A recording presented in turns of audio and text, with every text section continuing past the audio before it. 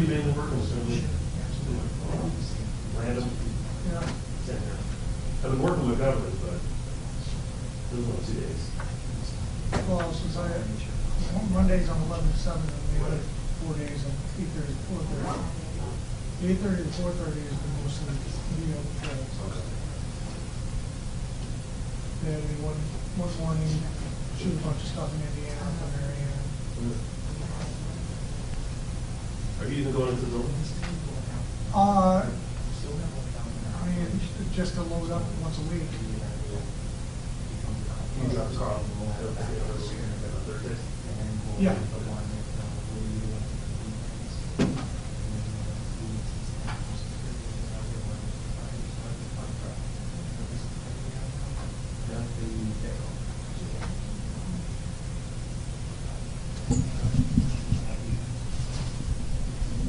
How long were you off for?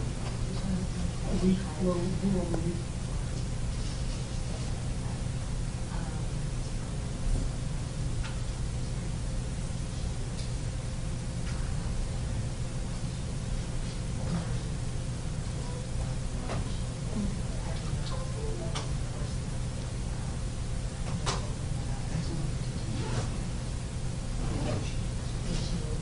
This is not.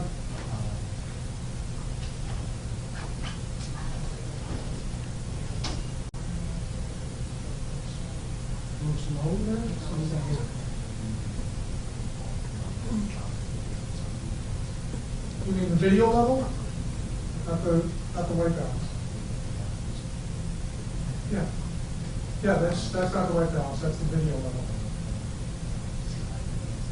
Okay.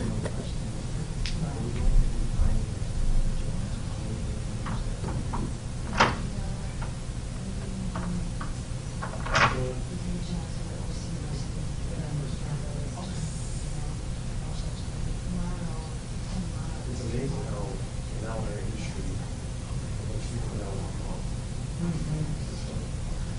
So, I'm very.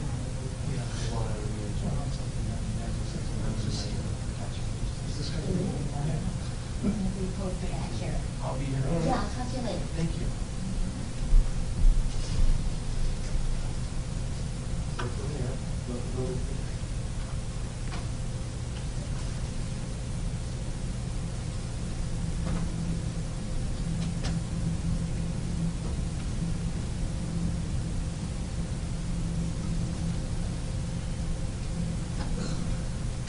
There, better recording you back there.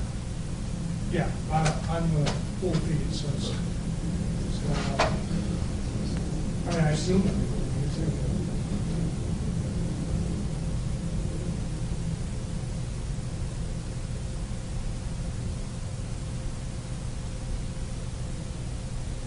Can we call and ask, we sure? Good. I'll roll on in my camera soon. Thank you.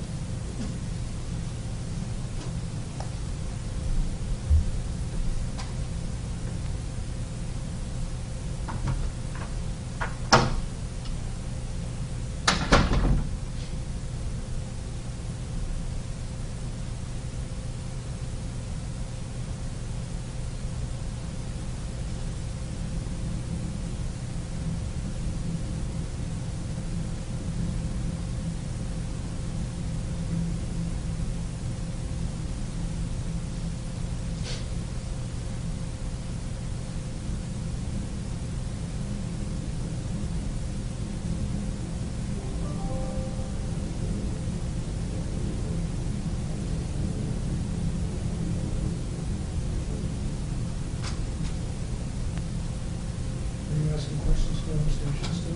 I'm asking, well, I only have one so far.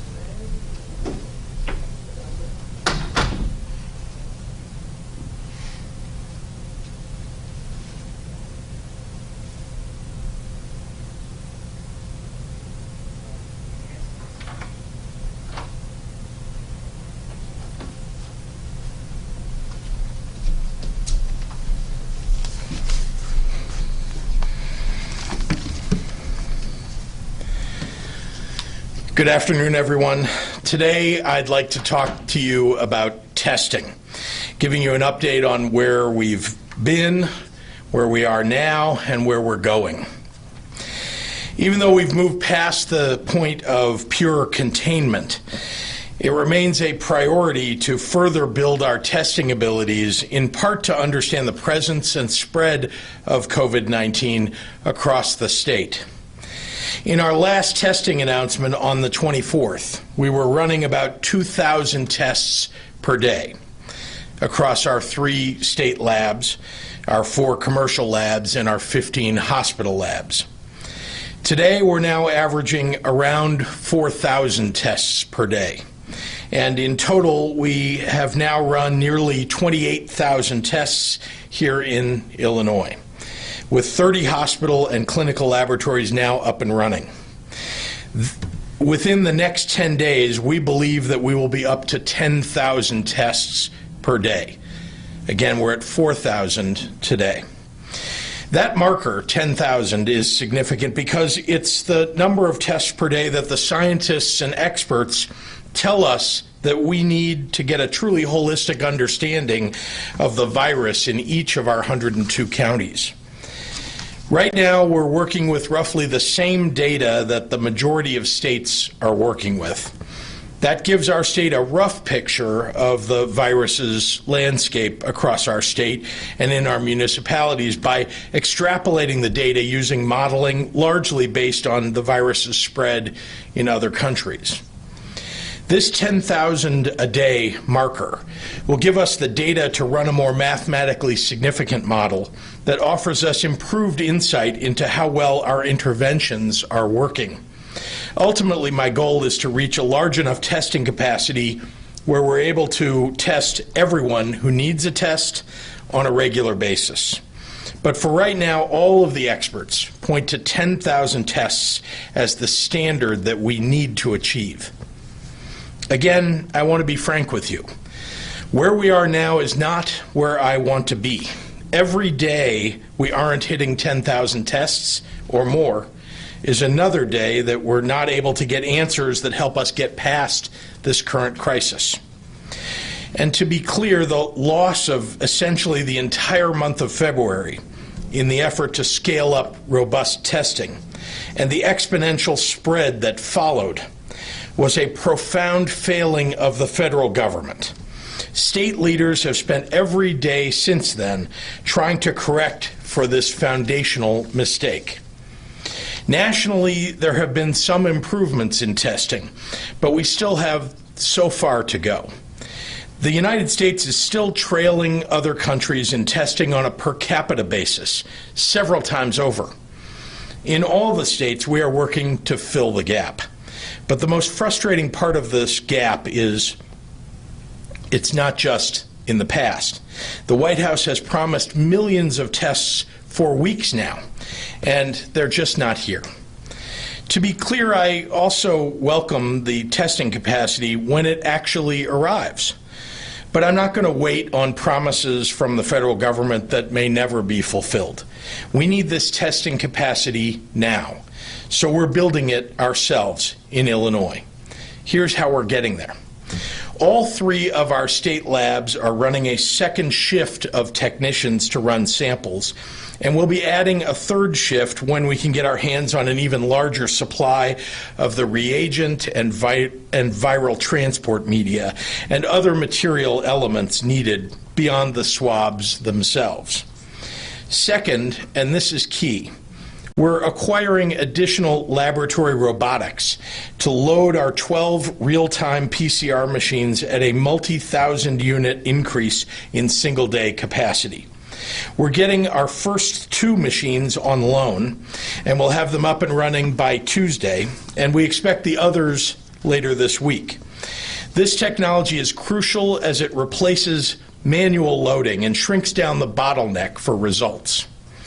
We're working with the University of Illinois' Discovery Partners Institute to ensure our staffing and logistics reflects this increased capacity, as well as exploring options with the Illinois State Police to utilize their manpower to move materials and equipment to maximize daily capacity at each of our 3 state labs. You also might have heard that Friday, Abbott Laboratories, an Illinois company, announced a portable 5-minute rapid test for COVID-19. That same night, I picked up the phone and I spoke with the president of Abbott and the CEO of Abbott separately to ask that Illinois be first in line. I'm proud to say that they expressed their real dedication to taking care of their home state and will be very helpful to us here in Illinois as their production ramps up. In a parallel effort, we're collaborating with our university and hospital partners to ensure Illinois' commercial testing can grow as fast as possible. As for our drive-through testing, we've added a 5th facility since our last testing update. The Illinois National Guard, really truly an amazing group.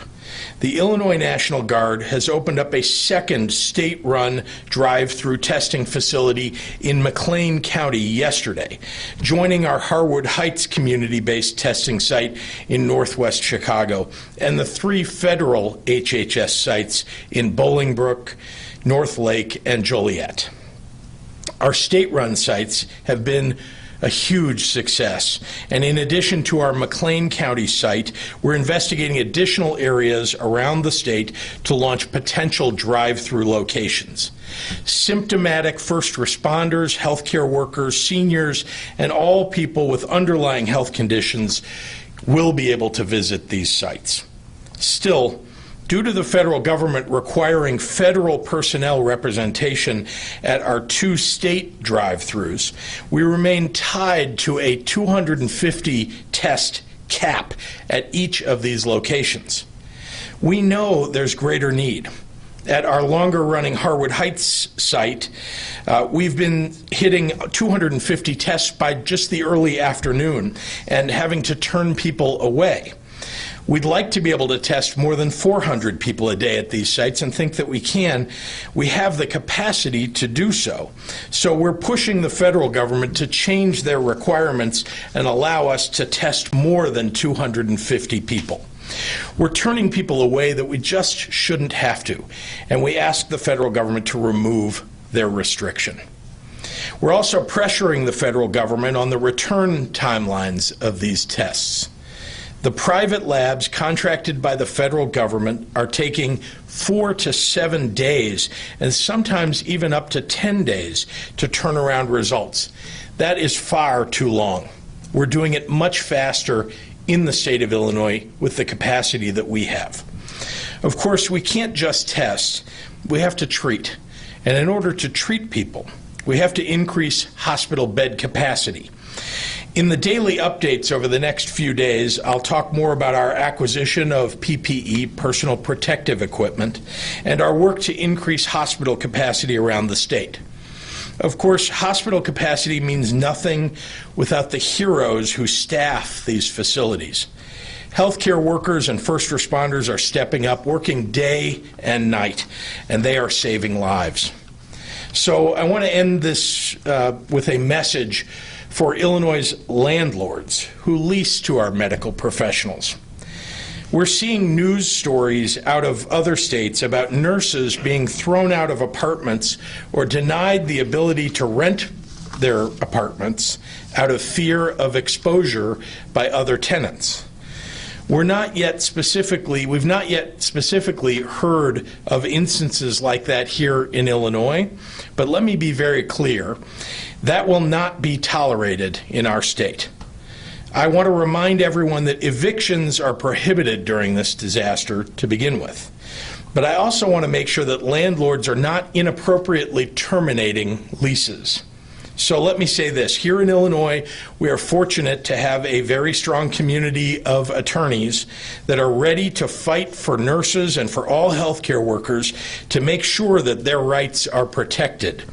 If any healthcare workers encounter this situation, they should immediately contact the Lawyers Committee for Civil Rights under Law for assistance.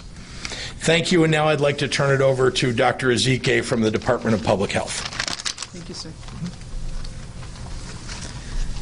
Today, I am reporting 1,105 new cases and 18 additional deaths. There are now more than 4,500 cases in Illinois, including 65 deaths. As the governor mentioned, additional testing can help us better understand the amount of virus circulating in our community. There are many who are ill with only mild, minimal symptoms who still may be unknowingly transmitting this virus to some of our most vulnerable populations and introducing it into vulnerable congregate settings. These settings already face additional challenges when it comes to the spread of an infectious disease. They incorporate many components into a single physical location, including housing, food service, healthcare, and workplace. There are many opportunities for COVID-19 to be introduced into and spread throughout these facilities, and with quite a rapid pace. In long-term care facilities, there's constant foot traffic, from staff reporting to work to residents going out for medical visits. This movement allows for the virus to be introduced into and spread throughout the facility. The Illinois Department of Public Health has been working with nursing homes and other long-term care facilities on infection control practices. We are also working on increased health screenings, both for the residents and for the staff, and isolation and quarantine guidance. These exact same challenges exist for correctional centers. As a former medical director in a correctional facility, I know all too well about the traffic of staff going in and out of the facilities daily, detained individuals leaving for court appearances, and the rate of turnover. All of these commingle and increase the rate of infection and its fast spread through these facilities. The Illinois Department of Corrections is taking a number of steps to control the spread of COVID-19 in its correctional centers. Among those steps that are being employed are increasing the provision of hand sanitizer, increasing the use of antibacterial soap, and ensuring that cleaning supplies are adequate to all staff and for the detained individuals. The health of these individuals is critical, and we must closely monitor and institute isolation and quarantine measures whenever necessary.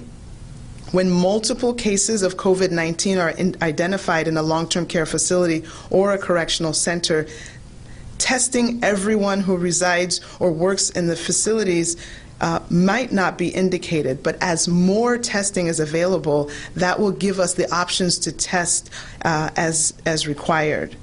The physicians on site will assess and identify those who need the testing. More testing available across the board will better inform the amount of virus that we're seeing in the community, where we can take that information and identify specific concerted efforts to decrease the risk in those high-risk areas, ultimately with the goal of limiting infection, limiting spread, and ultimately limiting lives lost. This is how we will get to the end of this pandemic sooner. And now I will summarize these points for our Spanish-speaking population.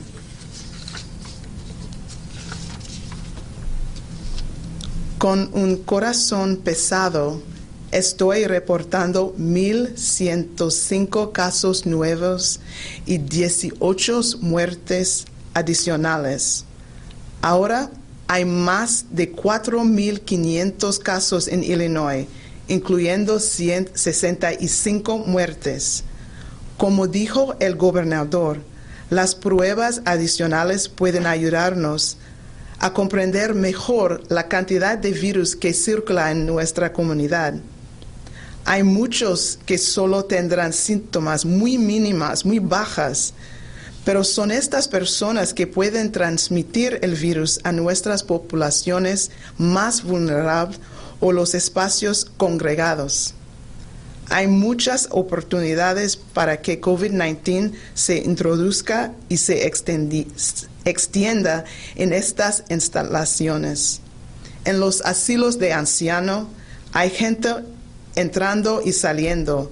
Los trabajadores que reportan trabajar hasta los residentes que van a citas médicas. Este movimiento permite que el virus se introduzca y se propague por todo el edificio. El Departamento de Salud Pública en Illinois está trabajando con asilos de ancianos y otros centros en prácticas de control de infecciones y exámenes de salud para residentes y personal.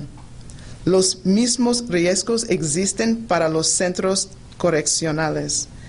El Departamento de Correcciones de Illinois está tomando medidas para controlar la transmisión de COVID-19 en sus centros correccionales. Estas vidas son importantes también. Estamos vigilando la salud de personas en estos lugares y estamos implementando medidas de cuarentena cuando sea necesario. Sin embargo, teniendo más pruebas disponibles, informará la cantidad de virus que estamos viendo en la comunidad. Esto nos permite identificar dónde se tiene más infección. Después podemos enviar más recursos allí y luego podemos poner fin a esta pandemia. Les pide que continúen a quedarse en casa y lavar las manos y cubrir su tos. Todas esas cosas cuentan. Se ayuda a salvar vidas. Vamos a seguir luchando para Illinois. And with that, I will turn the podium back to Governor Pritzker. Thank you, Dr. Ezike. I'm happy to take any questions you may have. WGen had a question for us.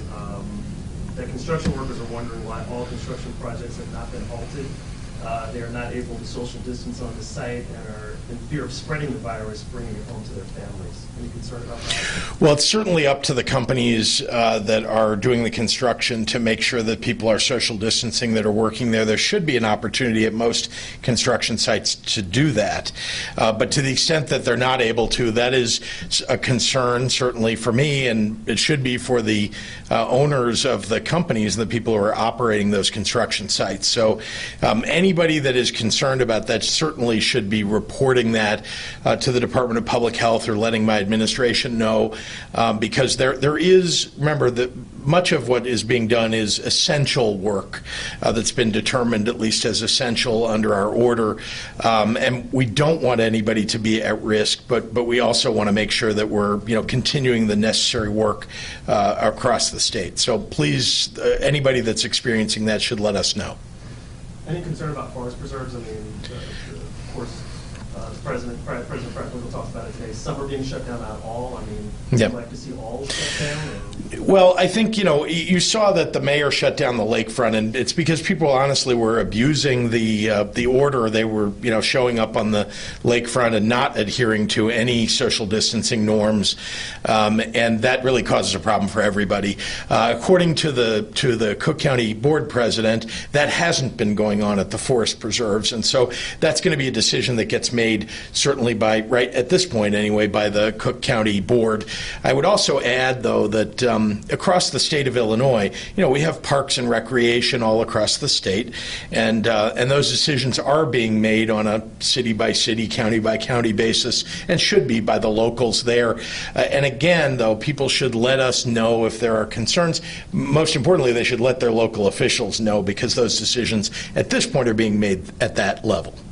And how close are you looking at New York City? I mean, we're a major metropolitan city. They've got some very, very high numbers. Yes. We may or may not have seen our peak. I'm assuming we haven't seen it just yet. Are you keeping a close eye on that? I am keeping a close eye on it. I think all of us are praying for the people of New York City, certainly for the patients there, for the healthcare workers there, and of course we're keeping a close eye on the numbers, right? Because we're trying to incorporate the numbers from places like New York City, from places like Seattle, San Francisco, Los Angeles, into our modeling for Chicago. And no, we have not hit the peak here in Chicago or in the state of Illinois, and we're going to continue to see an increase, unfortunately, of cases and likely deaths. All right, we'll go to some questions from online. There have been a lot of reports nationally about the PPE shelf life extension program. Has the federal government let Illinois extend the shelf life of COVID-19 intensive supplies, and how big is that stockpile? So I might want to allow Dr. Zika to speak about this, but all of the PPE that we have in the state, anything that is expired or deemed to be expired, is being checked. It's being sampled and checked according to the regulations for extending that shelf life. So we're trying to be very careful about any PPE that's being distributed that has any extension. And making sure that we're keeping our healthcare workers safe. I should also add, though, that we're running through PPE at a reasonable clip across the state. We're also acquiring millions of units of PPE. Most of what we are acquiring is being shipped out to locations where they're running through the PPE. So I would expect that in many places they'll be using the PPE that was recently acquired, recently manufactured, and we're going to continue to make those acquisitions. So you'll be seeing even more PPE. But we've checked with all of our local health departments and continued to talk to the hospitals and healthcare centers to make sure that and nursing homes and other locations where we need PPE to make sure that people have what they need and that we're supplying them with anything that they may need, especially in the near future. What information can you tell us about the 9-month-old who has died? Is it known how the baby contracted the virus? Have the parents tested positive? And what is the status of the other infant who tested positive? So the investigation of the infant that we reported about yesterday is still very fresh. We are trying to gather all the data before speaking. I know that there's a lot of concern hearing about the death of an infant who also had COVID, and so we really want to get a complete report. I will say that in general, as we've looked at all the reports across the world, China obviously having been able to put out a lot of publications and medical literature, we have not seen infants to have serious sickness or illness, and definitely not death in the past. The common symptoms for kids and children with coronavirus have been really more of cold-like symptoms in the literature that's been published, primarily consisting of fever, a red throat, runny nose. So those are the typical symptoms, not severe pulmonary problems and not conditions that require ICU hospitalization or death. So we know that this is very top of mind for people, and we want to be deliberate and allow the proper processes to take place so that we can give you the best information. Thank you. And just may I add that as I said to you yesterday, this was something of deep concern to me because I had not heard of an infant dying of COVID-19 before, and so I looked at the research myself. Dr. Zike, of course, accurately depicted there have been really relatively few infants that have passed away. So few, in fact, that they've been reported each time it's happened in a foreign country. This was the first one I'm aware of in the United States. But I think that just to get past the sorrow of the child passing, I guess I would remind parents out there that this is highly uncommon. I mean, it really is highly uncommon. That isn't to say that every infant is safe, but it just is. It's so uncommon that at least when I started to do the work and listen to the experts about it, I got at least some comfort in the idea that this is not something that we should expect to hear a lot more of because it's just not happening very often at all.